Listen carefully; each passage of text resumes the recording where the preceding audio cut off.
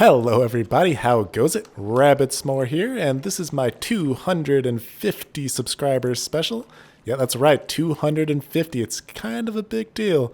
At least I'm pretty proud of it. So thanks to all of you guys. It's because of you guys that I can be making this video. And I wanted to do two things in this video. You might already recognize this world that I'm in. It's actually part of my 100 subscribers special. And if you want to check that out, you always can in my channel. It's in there, and it includes this world download in it, so you could download this and check out most of my redstone creations in your own world if you want to check that out. But what I wanted to do in this video is actually two things. I want to, of course, give out thanks to you guys for supporting this channel and making it so I can make this 250 subscriber special. And the other thing I wanted to do is go over several of my builds that I have made so far, or redstone creations, and go over a couple of tweaks and fixes to them, because I want to make sure that those things are all working as well as they possibly can for you guys who have built them. And I found several things just over time that weren't included in tutorials that maybe just made things work better or stopped from having any problems. And instead of going over and making all those tutorial videos over again, I thought it would be a good idea to show them in this video and help you guys out who've already built several of those things. So, like I said, I'm going to be doing two parts in here. I'm going to be giving out some thanks to everyone involved, and then going into the redstone tweaks and fixes. Okay, so first I just wanted to give thanks to everyone, and I will try to keep it as short as I can.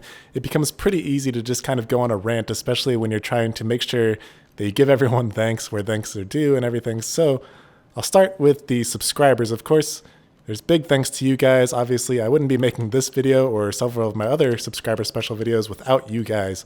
And so thanks for subscribing and showing their support for the channel, and that you want to see more things in this channel.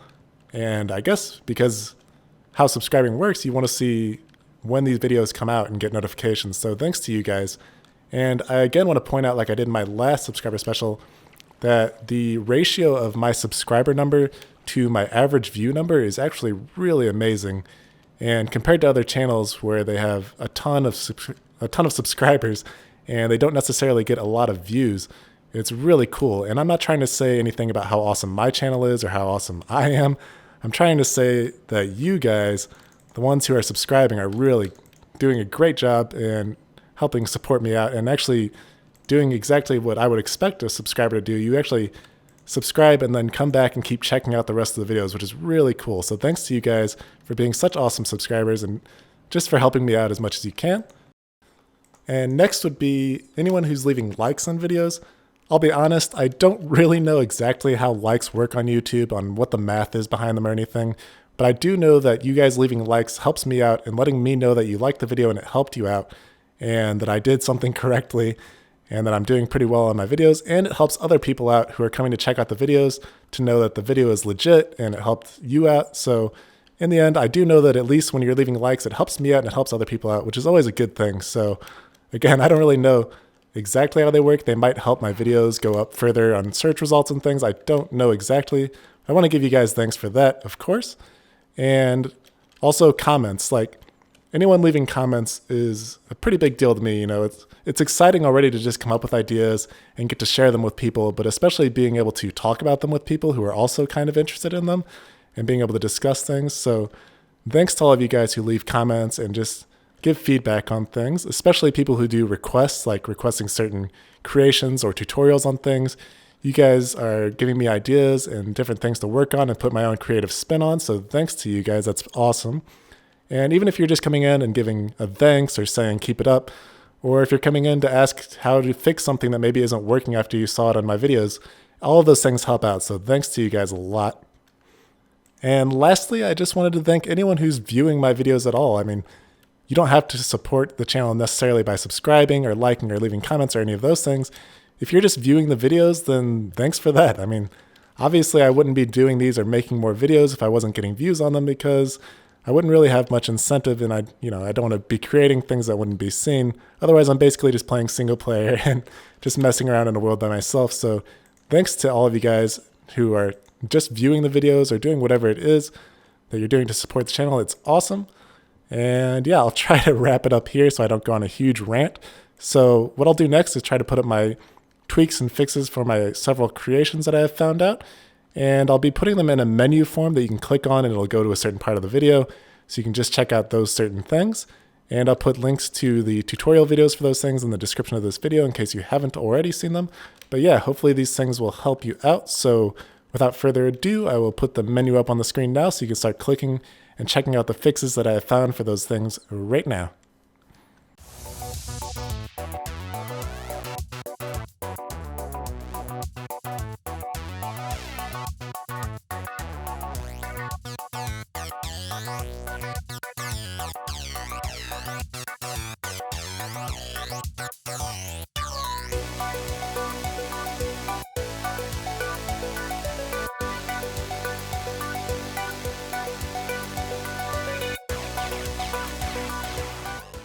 So something I didn't realize when I originally made my train station tutorial is that this actually has an issue with being built in different directions because of how Rails works. So if you had built it going south or west, it actually worked correctly, but if you had built it going north or east, apparently there were issues with that, and I quickly got feedback on this one, so thanks to people that brought that feedback in. But what we need to do to fix that issue, so the issue is, you can see on this one here, is that when it's built going a certain direction, it actually by default will go outwards, which we don't want. We want them by default to be going inwards to this station if nothing is selected. So what we need to do is essentially just invert the signals going to our rails. And you can see on this one over here that is fixed going in one of those directions. We've inverted them using some torches. So what we need to do is take our build, say like this one here, if you have one that is incorrectly working and is going out like it shouldn't be, the first thing we want to do is just extend this entire rail section here over by 1. So I'm going to do that real quick. Get rid of all the old stuff here. Oop, I can leave that one there. So I'm just moving everything over 1. So that means I had my rail here, powered, a detector, and another power. Then I need to power this first one underneath. And then this rail would go out, and this one as well. So I'll get those set up here. Then we had another powered rail, normal rails, powered rail, and then normal again. And then these ones need powered as well. So now that I've moved that entire thing over 1, and again, this one can be unpowered like it was originally in the tutorial.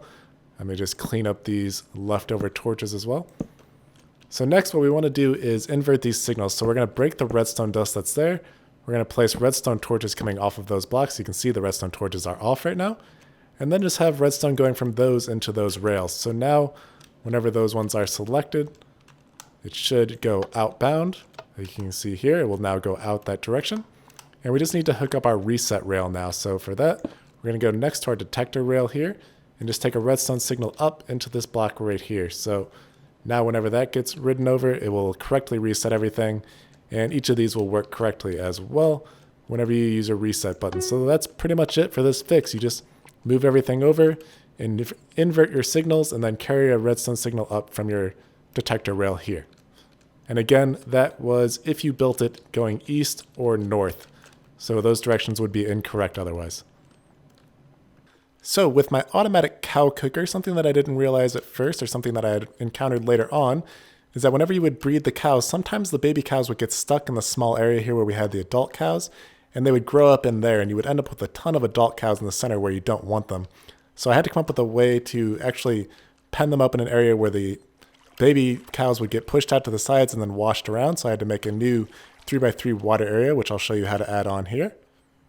All right, so if you've already built this and you have your cows on the inside, you might want to build in a little area next to them. First of all, remove your water, so it makes that a little easier. But you might want to build a pit somewhere so you can store them once you break this open so that they don't just go running everywhere. Otherwise, you might have to just rebreed them and put them in. So to start off, I'm just going to remove the water that I have in the center there. I'm going to clear off the top area here and then break out one of my sides here as well. So the area that I want to build is a new 3x3 water area. So I'm going to start actually here where we have now a 2x2 and extend this over to be a 3x3 area.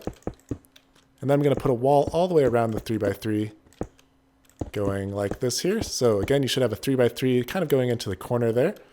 And then this middle area is again where we're going to have our adult cows. So I'm just going to surround that with glass so that when the babies are swimming under the glass, they don't suffocate.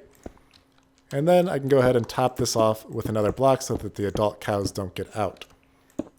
Actually, I can leave that one open. And then in the corner, the opposite corner of where the baby cows are going to be going is where we're going to be placing our water bucket. So if I hop down here and place that there, it will now push any of the babies that go out. In any direction that they go, it will still push them over into this area. So that's the fix for this one. It's pretty simple, and I wish I would have seen it originally, but I didn't. But this is how you do it. You just build this little caddy corner here.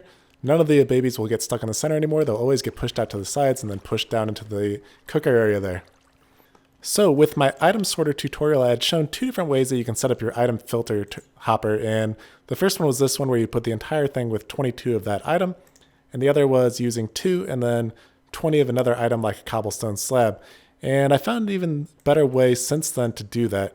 And that is, I'll go ahead and take all these out and show you. But first, we're going to label whatever the filler item is in there as a filler item. So you can name it whatever you want, as long as it doesn't have the same name, cobblestone slab. So I'm just going to name these filler. So now anytime a block goes over, even if it's a cobblestone slab, if it's not named filler, it won't go into this hopper. So I'm going to go ahead and throw the 18 and 3 here. So that's 21 total of our filler block in. And then we only need one of whatever item we're trying to filter. So in this case, it would be the gold here. So anytime the next one would go in, it goes in through our sorter. So again, this is if you're using the item sorter that I have built in my channel. Just do it like this. You'll have one of the item you want to sort out, and then do the rest filler items here. So 21 filler items that you can name on an anvil. And that's pretty much it. So with my improved Ender Porter build in my tutorial that I had, I later found out when I was making a tutorial for my 2-way redstone that it was actually more consistent over long distances to use just a normal piston with sand on top and using no delay on the repeaters. So if I go check this out, what we have is repeaters with delay going into sticky pistons with solid blocks on top. So all we need to do to change that around is switch these out with normal pistons facing straight up and put sand on top of those, and then you can switch the repeaters going into those to no delay. So that's pretty much it. You just swap those out as many times as you have them in your Ender Porter build. Alright, so for my pig farm, it's kind of optional that you do this one. It's not necessarily a fix, but more so of making it compact. So if you don't want to deal with taking out the pigs that you already have in yours, you don't necessarily have to do this.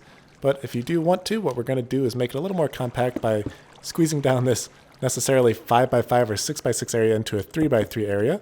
So I'm going to go ahead and block off my water that's currently in here so I don't have to deal with that. I'm going to break open this top area here and start breaking up these sides. And I'm going to be building a 3x3 platform for the pigs kind of in a corner to here. So this will be the wall for that, and the center will move over 1, so our fence will move over 1. And there we go, we have our 3x3 area here. So I'm going to extend that over. Make sure we have the full thing there on the corner, and then build these walls all the way around. And then I'm going to surround the area where the adult pigs are going to be standing with glass, so that when the babies swim underneath, they don't suffocate while they're going underneath this block here. And that's good to go now. So for the next part, I'm going to be putting our slabs over the top so that the adults don't get out. And then we just need to place our bucket of water in the opposite corner from where the babies are going to be going, so that they'll get pushed out no matter which direction they go, over to the side where the cooker area is. Here you can see as it pushes into this corner here.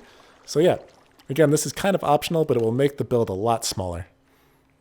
So for my word password lock that I had made a tutorial for, I had shown you guys that you could use any stackable block and you could name it whatever you wanted. And later someone actually pointed out to me that you could use signed books. And it's not something that I would recommend if you want to be able to share this with your friends. Like in my tutorial, you could share that you're using cobblestone named pass123 to one of your friends, and they would know the combination and they could throw it in and open up whatever it was. But with signed books, it actually keeps your signature on the book as part of the password, and these are stackable.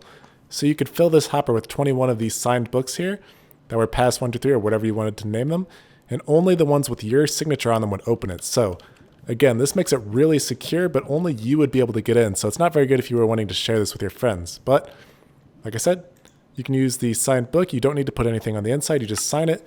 You put whatever your password you want to be. So I'll just put ASDF123 on here. And then when I sign it, we have the ASDF123 by RabidSmore. And that would be the only one that would let us in.